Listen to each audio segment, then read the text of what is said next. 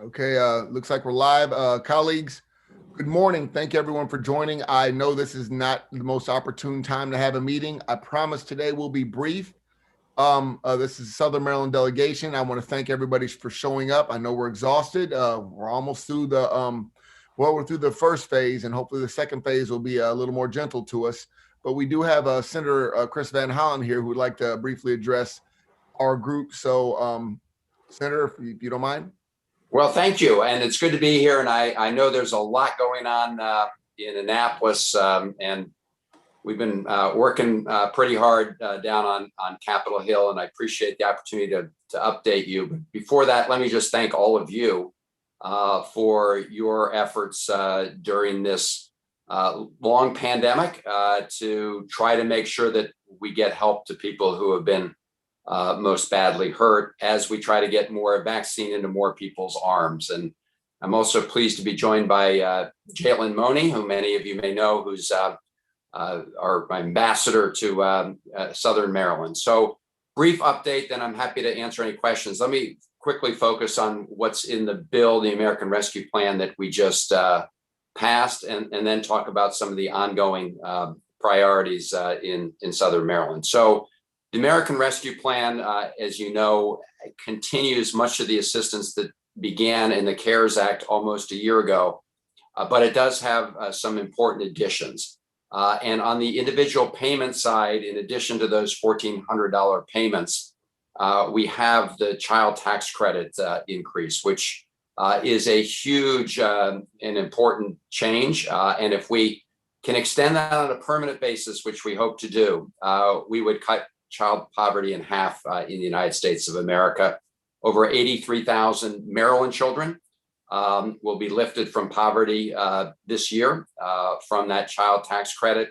It's $3,000 per child, $3,600 per child under the age of 6 years old. And the idea here is to change it so that the IRS distributes these payments on a monthly basis. So it's not just one lump sum at the end of the year. There's also a bump up in the child independent care tax credit. This has gotten a little less attention because of the focus on the child tax credit.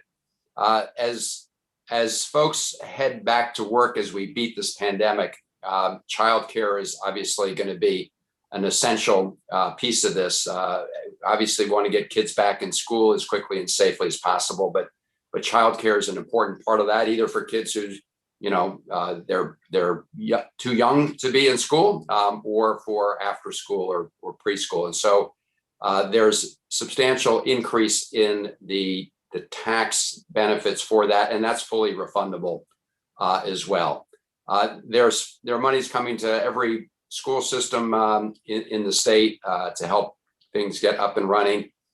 Let me just add one major change, positive change in this bill, which is funds coming not just to the state, and there's substantial funding for the state. We ask all of you to, work with us to make sure that money is well spent. It's over $3 billion coming to the state of Maryland. You'll be seeing that, of course, in your budgets as you deliberate this year. And all of us have an interest in making sure that those funds are used well. They're very flexible for the most part.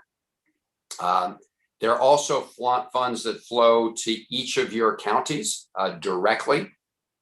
So, Charles County, for example, will get $31 million in funds to support their activities.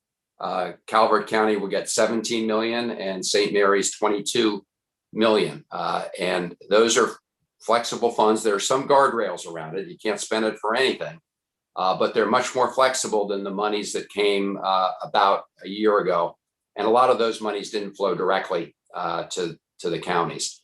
On top of that, there are funds that go directly to municipalities. And I just want to emphasize this because, one of the concerns we heard before was a lot of money got stuck at the state level and never flowed down to the counties or the municipal governments. So the municipalities in Southern Maryland are each receiving funds directly through this to support their efforts. So that's some of what's in this emergency bill. It's designed to do really three things. One, get the vaccine out and get it out more equitably to the communities that have been hardest hit. Two, to deal with the continuing economic pain and fallout, both for families and workers and small businesses, and also to give local governments and state governments that extra flexibility and funds. And finally, to give us a lift so that we're not experiencing high levels of unemployment for years to come. So happy to answer any questions on that piece. Let me just give you a quick update on some of the ongoing projects.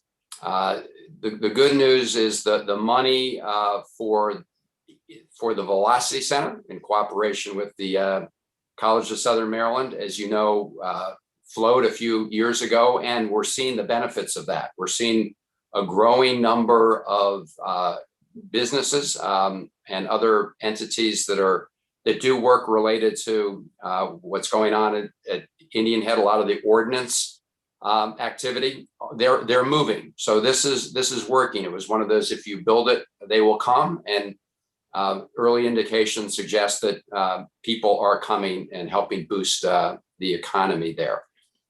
In terms of Pax River, we've continued to get funds and support for the Pax River project, and no change there.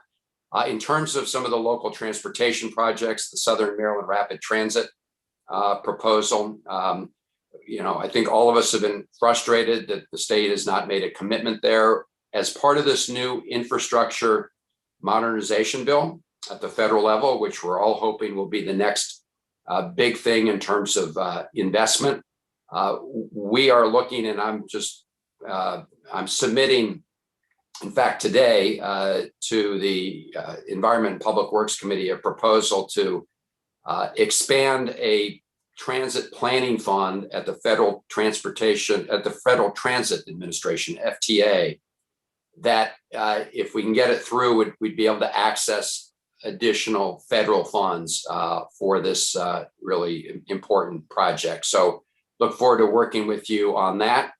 And in terms of the Thomas Johnson Bridge, we were successful last year at getting a new program into the transportation authorization bill that passed unanimously in the committee. That bill never got a vote on the floor of the Senate. So this year, again, as part of the transportation modernization bill, in addition to working on a program that would help the Southern Maryland Rapid Transit program, we are going to include, again, I hope, this bridge program, a special federal bridge program that would help provide funds for the Thomas Johnson Bridge. These are all things, as you know, that take time. Got to go through the process, but we are determined to get an infrastructure modernization plan through. It's a priority of President Biden's and a priority of ours. So that's a brief update in terms of both the emergency funding plus our ongoing efforts with many of you. And I look forward to any questions that you may have. Thank you again for all you're doing. We're going to beat this thing. I'm looking forward to seeing you all in person, within a couple months, I hope. Thank you, Senator. I'm not sure if there are any questions. I don't see any hands up, and I know your time is limited. So since there are no hands up, I would hopefully we can invite you back once we can meet in person in a couple months, and we could discuss what's relevant. I think everybody's minds are a little muddled right now between the COVID stress as well as our bill hearing. So we really appreciate you coming, briefly presenting to us. I don't really see anybody popping up any questions. So I know. All right. Well, great to see you all, even virtually. Take care. Have a great end of session. Take care, Senator. Thank you. All right, colleagues. Next on the list, we have a very brief St. Mary's College of Maryland update. I would ask the presenters to please be brief. We have a lot of stuff going on today. So not sure who would like to go first. We have on the list Ms. Jordan, we have Mr. Leak, and Mr. Jackson. So in whatever order you guys want to do it, that's fine with us. Please go ahead. Thank you, Delegate Wilson. This is Twanda Jordan, President of St. Mary's College of Maryland. I am presenting for the college. I have with me our Government Relations Liaison, Chip Jackson. I'm going to share my screen and go through what was going to be a short presentation, even shorter, so that you can get on with your work. So first of all, before I get started, I just want to thank you all for your continued support of St. Mary's College of Maryland. This morning, I would like to at a high level, go through some information to update you on our enrollment. You know, we've been challenged with that for the last 10 years or so, our curricular innovations we've done and how we fared in this world of COVID. St. Mary's College of Maryland has the most perfect mission of any institution. We are public and we're to provide an excellent liberal arts education akin to private elites, but it must be affordable, accessible to a diverse population of students. With this mission, you have to wonder why it is we've had some enrollment challenges, but we have. So what I want to show you is not our history of enrollment challenges, but what's happened in the last 2 years. And what you can see is for fall 2020, our number of applications increased 61% at the college, and that this was the second highest level of applications we've had in the college's history. That resulted in a 19% increase in the number of new students we had in fall 20 and a total enrollment increase as well. What is most significant about this is that in the world of COVID, it was expected that higher education institutions were going to take a major hit with respect to their enrollment. And what you can see is that St. Mary's College bucked the trend. Nationally, when you see we had a 19% increase, nationally it was down almost 11%. And even within the state of Maryland, enrollment was down 6%. This was not a fluke for the college because we see that this semester, even for fall 2021 enrollment, we're running 8% ahead of where we were even last year. And we have broken the record for all-time number of applications that the college has received. Many times at this particular meeting, we're asked about how well are we doing with underrepresented populations. So on this slide, I show you that if you look at our 3-year rolling averages, we have made significant progress, and we are very happy with how our percentage of underrepresented students are in our first year classes, looking at students of color, first generation, and Pell eligible. And so with that respect, we're absolutely living up to our mission. To look at how we have addressed our enrollment challenges, this is just a high level of what we've been doing. We have totally overhauled our admissions policies and practices, the use of technologies, how we engage students once they raise their hand and say that they're interested in St. Mary's College, all throughout the pipeline. And this has resulted in these enrollment increases that we're seeing. We have a new initiative for programming called Learning Through Experiential and Applied Discovery that we've talked to you about before. This really is a unique and equitable way by which we are preparing students for the future, and that we offer professional skills development integrated throughout the curriculum, beginning when all students come in as freshmen. And it continues throughout. When they get into their major, they get a deeper level of professional skills development. This also includes the Honors College Promise, which is another unique aspect of what we're offering, because we guarantee every student who enrolls in St. Mary's College an opportunity to engage in undergraduate research, study international experiences, or internships. And this requires strong partnerships with local businesses, which is key to the success of this program. And we are pleased to say that the businesses and contractors in Southern Maryland have really engaged with us and made it possible for us to offer these internships to our students. One of the things that colleges and universities often do is when they're trying to refresh is they add new programs without getting rid of old programs, which is really it's not a sign of fiscal responsibility. Lately, we have engaged in a process by which we have looked at all of the academic programs that we offer and assessed them on 35 different metrics that are focused on effectiveness, efficiency, and equity. Those that are not doing well, we're eliminating those programs from our offerings or modifying them significantly. We've also, we're bringing on new programs. Within the next year and a half, we'll have 4 new academic programs. And before a program can be offered at St. Mary's College, in addition to, in the future, having to address those 35 metrics, these programs have to show that they're attractive to potential students, relevant to students and employers, and also sustainable for the long terms. They also need to take advantage of our resources that we have here at the college. And so with all of those criteria, we're bringing on these 4 new programs in applied data science. One's in neuroscience, one is in business, and the 4th one is marine science. We're incredibly excited about all of these programs, but what is really an advantage of our marine science program is that we will be the only higher ed institution in the state of Maryland offering marine science to undergraduate students. And so the state of Maryland gets to keep the money that they normally give to out-of-state institutions for our students who want to do marine science, and that is going to be a win-win for all of us. In the past, we have talked about St. Mary's College tuition pricing. We used to be one of the highest 4-year institutions, public institutions, with respect to our tuition pricing. You can see the trends over the last few years. We thank the General Assembly for helping us to set our tuition. Last year, year before last, we invoked a task force at the board level to look at our tuition pricing. We have a plan to get that down so that it is more competitive with the publics within the state. Last year in February, before the pandemic hit, our Board of Trustees voted to freeze tuition, room, board, and fees for all of our students. And for fall 2021, we will continue to maintain our tuition and fees at the current level. Right now, our tuition is running where it was in 2012. Another question has come up is whether or not how many of our students receive financial aid? And this gets at the perception that we're attracting students that have very little financial need. And what you see here is that 77% of our students receive some form of financial aid, and we're happy that we're able to meet that need.